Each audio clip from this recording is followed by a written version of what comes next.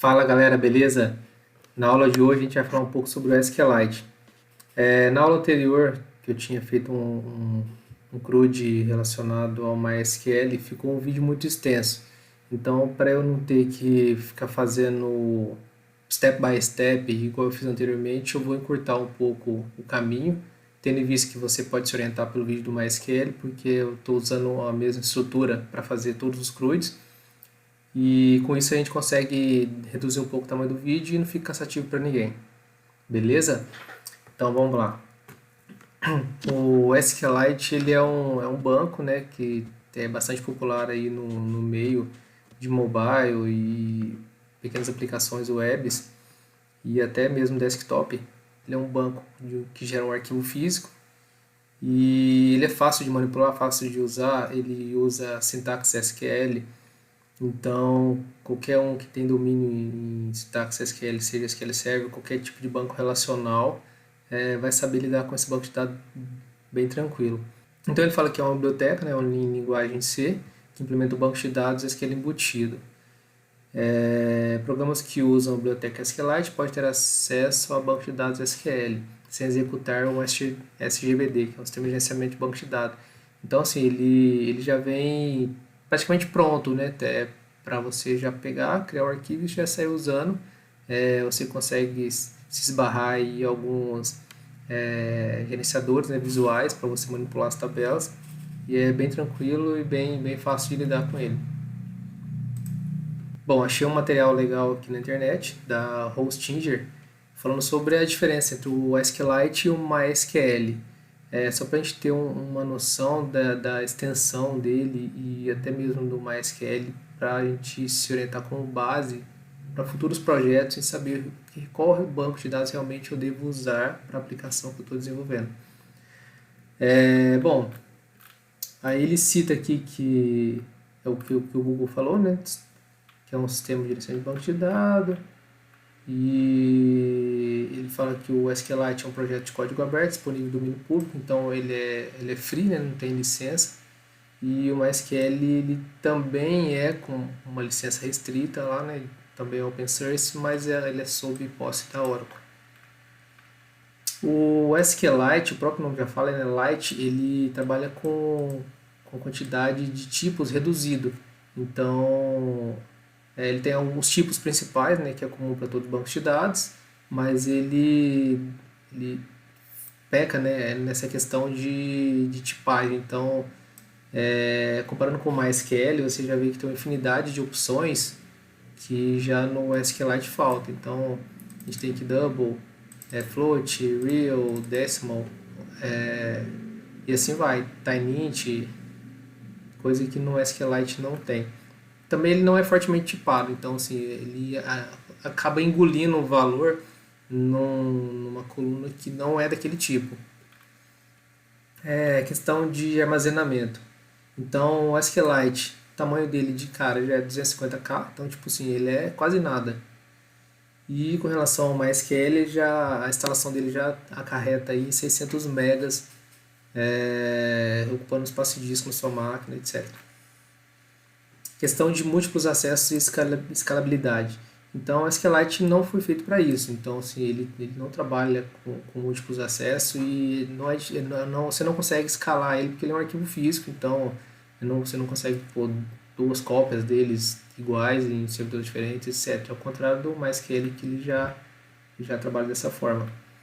A segurança também do SQLite ela é bem precária. Então, eu tenho até exemplos de aplicações que eu desenvolvi usando SQLite e ele pode ser aberto para qualquer aplicação aí de gerenciamento de banco de dados, porque dificilmente você consegue pôr senha nele. E ao contrário do MySQL, ele já tem uma segurança aí a nível de banco de dados mesmo para suportar aplicações maiores. Quando usar o SQLite? Então, o próprio site deu algumas dicas aqui, né? Quando se desenvolve pequenos aplicativos independentes, então coisas isoladas que vai demandar pouco dado ou pouco processamento, projetos menores, né, que eu citei. Quando você tem a exigência de ler e escrever direto na unidade de armazenamento, então Você cria um setup, você gera o arquivo físico junto com esse setup e ele usa o disco, né, como um armazenamento dos seus dados. E para desenvolvimento básico, teste, POCs, faculdade, etc. Bom, aí ele fala do MySQL, que não é o nosso foco. E vamos falar dos prós e dos contras. Vantagem, baseada em um único arquivo, né, de fácil de configurar e usar. Adequado para desenvolvimento e teste básico. Fácil de ser transportado, você põe no pendrive e manda por e-mail, zipa, então ele fica bem enxuto mesmo. Sintaxe SQL padrão, então qualquer um consegue utilizar e ele é fácil de utilizar. E a desvantagem, não possui recurso de segurança, então não tem senha aberta. Não é escalável, igual eu citei, por ser um arquivo, não é adequado para grandes bases de dados, não pode ser customizado. E é isso. Bom, para a gente enxergar a carinha dele a nível de tabela, etc., eu costumo utilizar esse cara aqui, é o SQLite Studio. Ele também é portable, você baixa, ele não precisa instalar. Deu um duplo clique no executável, ele já vai abrir uma interface bem amigável, bem tranquilo, bem clean mesmo. E ele praticamente fica com essa cara aqui. Então, a gente vai abrir, supondo que a gente vai abrir um banco de dados. Ou você cria, né, o arquivo físico, ou se você já tiver um arquivo aberto, você só seleciona onde que ele está. Nesse caso aqui, SQLite-db.db. Beleza, abri, ele já carrega aqui o banco e as tabelas. Tabela cliente, que a gente criou, um ID tipo varchar com 50 posições e um nome tipo varchar com 50 posições. A criação de coluna também é bem tranquilo. Nome, os tipos, né, que eu citei, tá vendo que tá bem pouco. O tamanho, se é primary key, se é foreign key, vocês colocam o relacionamento com outra tabela. Se é único, não pode repetir. Not null, não permite nulo. Isso aqui é com relação à região e o valor default para essa coluna. Vai adicionando. Beleza, a gente preenche com os dados que a gente precisa. E ele habilita esse botão para você commitar, né? Salvar essa informação. Então fica bem facinho mesmo da manutenção. Tem a parte de dado, né? Então aqui eu consigo editar, igual o MySQL. Salvei o dado. E ele também te dá quais são as constraints, né? O index se tiver, trigger e como que é a estrutura dele no DDL, né? Data Definition Language, linguagem de definição de dados. Beleza? Bom, vamos para o código. Bom, deixei aqui só habilitado o código que importa, que é o código do SQLite, que é uma aplicação .NET Core, Web Application, né? E eu estou fazendo uso de Razor Page. Sem muito segredo. No Startup, como eu estou fazendo uso de Anti-Framework, o Anti-Framework Core, que é bem legal, bem prático também e fácil de plugar aí com banco de dados. Basicamente, eu estou fazendo a injeção do contexto e fazendo uso do SQLite. E aqui eu cito da onde eu vou obter a connection string, que no nosso caso vem do app settings, né? Eu criei aqui uma entrada no JSON, né? Indicando que é uma connection string, que é uma chave padrão, e eu atribuí um nome de SQLite-DB. Basicamente, a connection string é bem tranquila também, se vocês verem o data source é o path da onde que está o arquivo físico.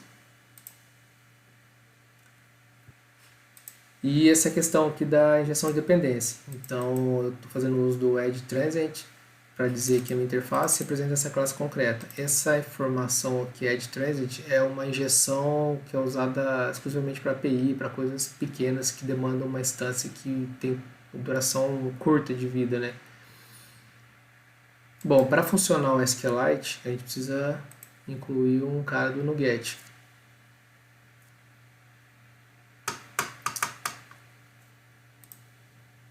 Basicamente, a gente vai precisar do Microsoft Entity Framework Core SQLite e o Microsoft Entity Framework Core SQLite Design. o mesmo procedimento do código do MySQL. Eu criei uma repository para representar a minha camada, que seria de conexão com o banco de dados, né? Eu criei um contexto, então o contexto que é do DBContext, então todo mundo que trabalha com Anti-Framework sabe que essa é a sintaxe para poder você trabalhar com Anti-Framework, porque você tem os DB-sets, né, que representa a estrutura de banco de dados, o construtor que eu estou repassando as informações que eu preenchi no meu startup. Nesse caso aqui é a injeção, né, do SQLite através da connection string. O meu repositório ele é dividido em duas partes. Geralmente o pessoal costuma criar uma classe só para interface, mas a nível de manutenção dessa forma é mais fácil de lidar, porque quando você adiciona o botão F12 para navegar até o seu método, ele te joga uma interface. E aí, geralmente, se a interface é um arquivo à parte, você ainda precisa dar mais um salto para chegar na classe concreta, né, onde está o método implementado. Então, dessa forma, você chega até aqui no selecionar e aqui para baixo já vai estar a implementação dele. Como se trata de um CRUD, né, selecionar um único arquivo, persistir um objeto, listar todos os clientes, excluir e atualizar. Implemento a interface. Então, eu criei uma classe repository que implementa a interface cliente repository. No meu construtor, eu faço a injeção do contexto, para que nessa classe eu consiga acessar o meu contexto e fazer as operações de CRUD. E aí, daí para frente é tranquilinho. Então, contexto, set cliente, retorna todos os clientes. Contexto, clientes, add cliente, adicionei no contexto. Save change é o commit, é o confirma, é o salvou.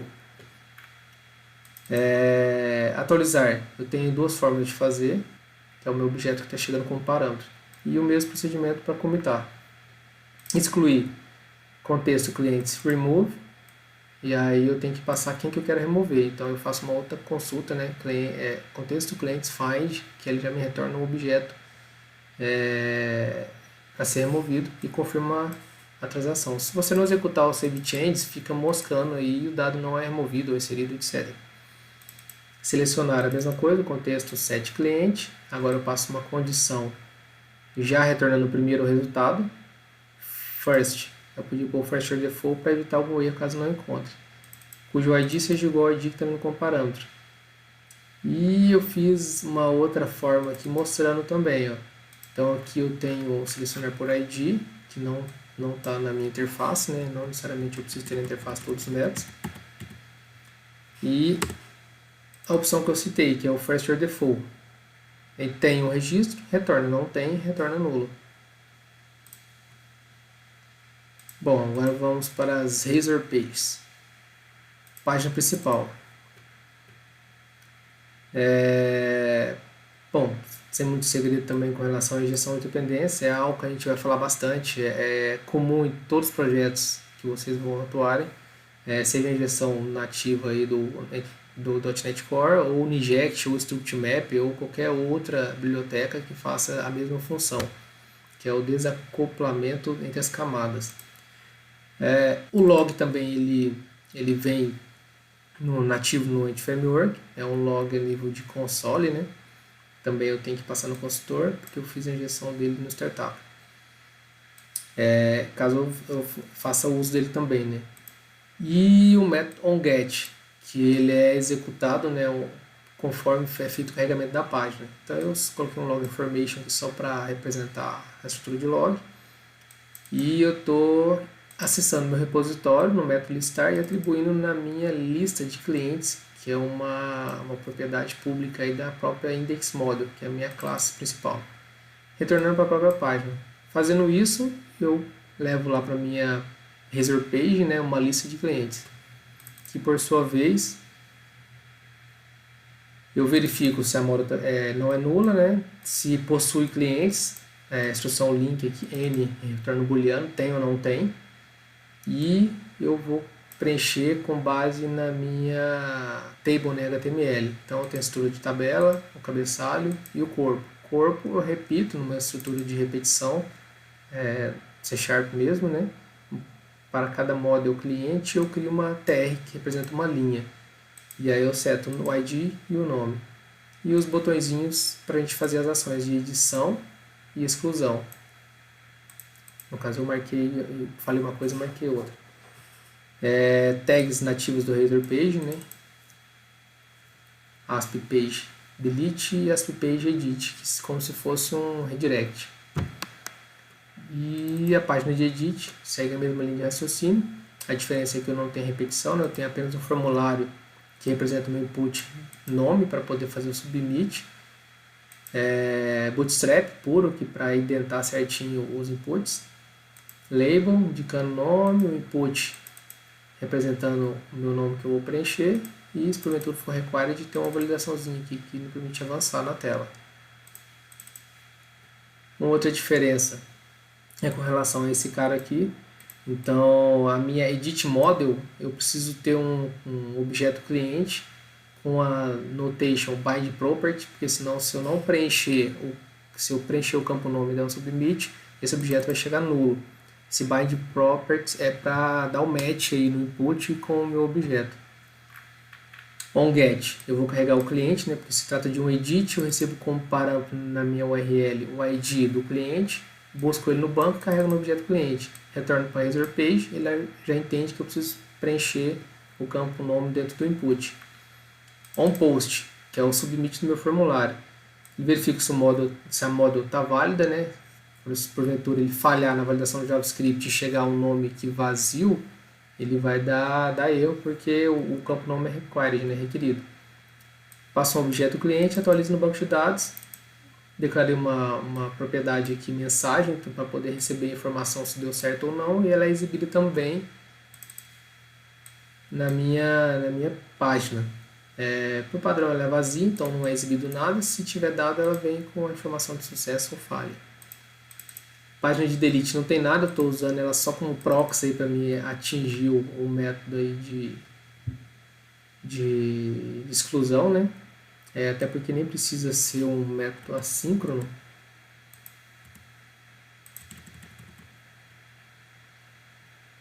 Beleza. Mesmo esquema, só faço a verificação se o ID está vindo, né? E se porventura não tiver, eu dou um not found, return. Que o action result ele permite eu fazer retorno de vários formatos. Então aqui, por ser uma ação de escrita, eu fiz um try catch, logando o erro e a mensagem de falha. E chamando meu método de exclusão, que a gente já viu.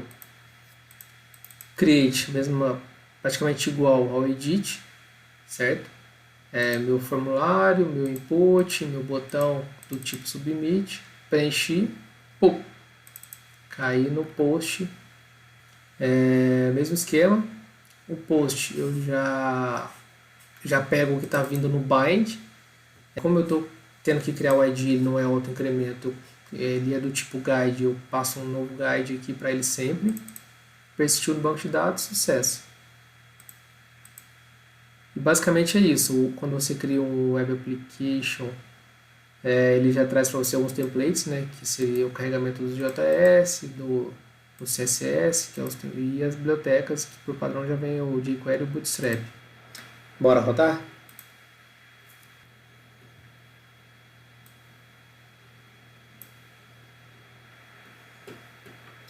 Novo, MySQL, sucesso.